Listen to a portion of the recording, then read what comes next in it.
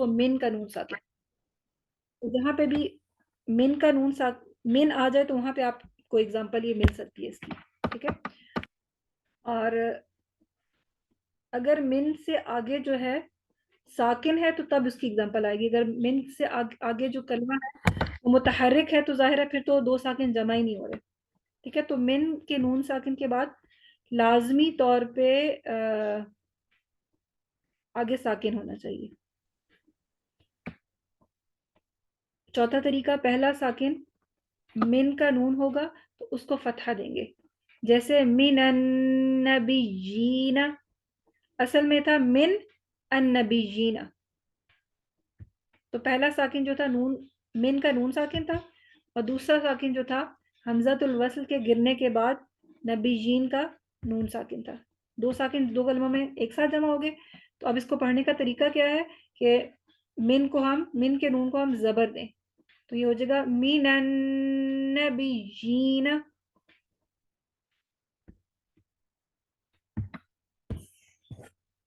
اس کے بعد پانچویں طریقے کو بعد میں دیکھتے ہیں, چھٹے طریقے کو دیکھتے ہیں کہ اس میں جو ہے نون کتنی کی مثالیں آتی ہیں. صحیح. پہلا ساکن تنوین کا نون, تو اسے نون کتنی کی شکل میں کسرہ دیں گے. ہم نے پڑھا تھا نون کتنی کو ہمیشہ کسرہ دیتے ہیں. ٹھیک ہے. نون کتنی میں ہوتا کیا ہے کہ پہلا جو ہوتا ہے پہلے کلمے میں تنوین موجود ہوتی ہے. تنوین کو جب کھول کے لکھیں تو اس کے اندر آلریڈی ایک نون ساکن موجود ہوتا ہے. ٹھیک ہے. اور آگے جو ہے وہ حمزۃ الوصل آ رہی ہوگی, اس کا مطلب ہے حمزۃ الوصل گر جائے گی, پھر اگلے کلمے میں ساکن آ رہا ہوگا. تو اب دو ساکن دو کلموں میں ایک ساتھ جمع ہو گئی. پہلا ساکن کون سا ہے؟ تنوین کا نون ساکن. اور دوسرا ساکن کون سا ہے؟ اگلے کلمے کے شروع میں بھیج دوں, ایک منٹ, اگلے کلمے کے شروع میں ساکن. ٹھیک ہے. اب پہلے بریکٹ والے کو دیکھ لیں تاکہ آپ کو کانسیپٹ سمجھ میں آ جائے. جیسے ہے فخوراً الذین, فخوراً الذین, تو پہلا جو ساکن ہے وہ فخوراً میں جو دو زبر کو کھول کے لکھیں گے, را زبر نون رن, پہلا ساکن جو ہے رن کا نون ساکن ہے فخوراً. اور دوسرا ساکن جو ہے حمزۃ الوصل کے گرنے کے بعد لام کے اندر جو ساکن موجود ہے. دو ساکن دو کلموں میں ایک ساتھ جمع ہو گئے. تو اس کا ازالہ کیسے ہوگا, یہ پڑھے کیسے جائیں گے؟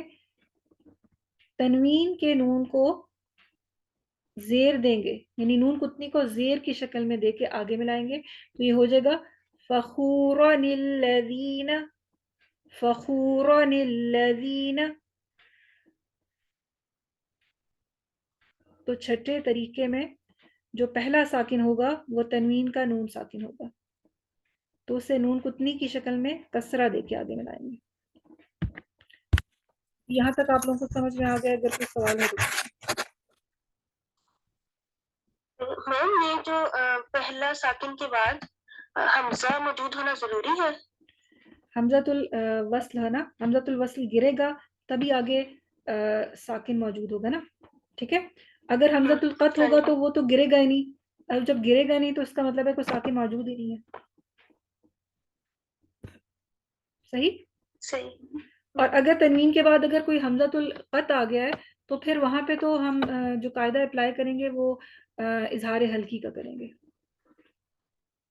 تو لازمی طور پہ حمزۃ الوصل ہونا لازمی ہے. جی, اگر کوئی سوال ہے تو پوچھ لیں.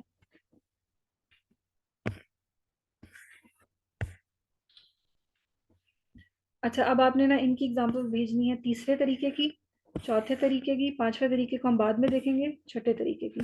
ٹھیک ہے. اور یہ لین کو یاد رکھیے گا, واو ساکن سے پہلے زبر ہوگا. ہر واو ساکن کو آپ نے اس کو کنسیڈر نہیں کرنا. واو ساکن سے پہلے جو ہے وہ زبر ہوگا تو تب لین موجود ہوگا. یا ساکن سے پہلے زبر ہوگا تو تب موجود ہوگا. انشاءاللہ میں آج آپ کی اسائنمنٹ چیک کر دیتی ہوں, اور اگر نہ کچھ زیادہ دن گزر جائیں تو پلیز آپ مجھے ٹیگ کر دیا کریں کہ میری اسائنمنٹ چیک نہیں ہوئی.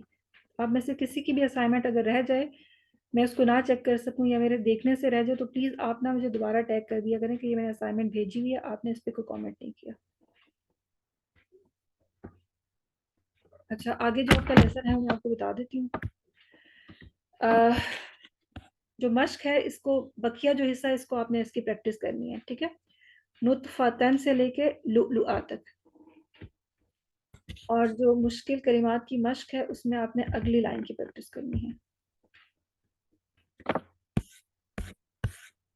इसको मैंने 2 लाइंस करवानी थी, लेकिन आप लोगों को मुश्किल लग रहा है तो इसको मैंने फिर सिंगल कर दिया ताकि आपको ना आसानी हो।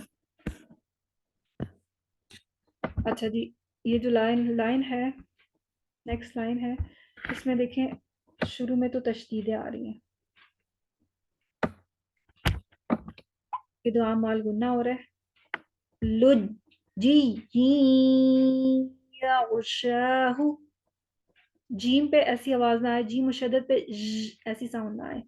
लुज, जहाँ पे भी तशदीद होगी मजबूती और जमाओ, यानी उस हर्फ को पढ़ने में टाइम लगेगा क्योंकि वहां पे 2 हर्फ मौजूद हैं। लुजी याशाहु, 2 जेर की तनवीन को आगे या से मिला रहे हैं तो यहाँ पे इदगाम माल गुन्ना हो रहा है, ठीक है। लुजी याशाहु युदऊन दआ, युदा दा, जब हम मिला रहे हैं तो यहाँ पे मजबूती और जबाव होगा इनके ऊपर, युदऊन दआ। और अगर हम इसको आगे मिलाते हैं तो दअन या नूह बित, या नूह बित। वक्फन यहाँ पे कल करोगे, इसकी आपने प्रैक्टिस करनी है। अगर कोई सवाल है तो पूछ लें। मैम जी आपने वहाँ पे बताई थी, जी क्या कह रही? मैम जहाँ पे जो आपने बताया था वाअतसिमू, यहाँ पे कौन सी मद हो रही है? वाअतसिमू में कोई मद नहीं हो रही, मैंने आपको सिर्फ हमज़तुल वस्ल का बताया था कि वाव के बाद जो आ रहा है ना वो हमज़तुल वस्ल है। अच्छा हाँ, वो आप पूछ रही हैं। वाअतसिमू अतुहाजूनी, जब इन दोनों कलिमों को मिला के पढ़ेंगे ना तो यहाँ पे मद्दे मुनफसिल जायज़ होगी। क्यों जायज़ होगी? क्योंकि कलिमात 2 हैं, पहले कलमे के आखिर में वाव मद्दा मौजूद है और दूसरे कलमे के शुरू में हमज़तुल क़त्ल मौजूद है। सही समझ आई है या नहीं? हाँ तो फिर इसकी वजह से यहाँ पे तवस्सुत करेंगे, मद्दे मुनफसिल जायज़ में 4 काउंट्स खींच के पढ़ेंगे। सही? चलें जी, सुब्हानकल्लाहुम्मा व बिहम्दिका नशहदु अल्ला इलाहा इल्ला अंता नस्तगफिरुका व नतूबु इलैक। रब्बना तक़ब्बल मिन्ना इन्नका अंतस समीउल अलीम व तुब अलैना इन्नका अंतत तव्वाबुर रहीम। अस्सलामु अलैकुम व रहमतुल्लाहि व बरकातुहू। वालेकुम अस्सलाम।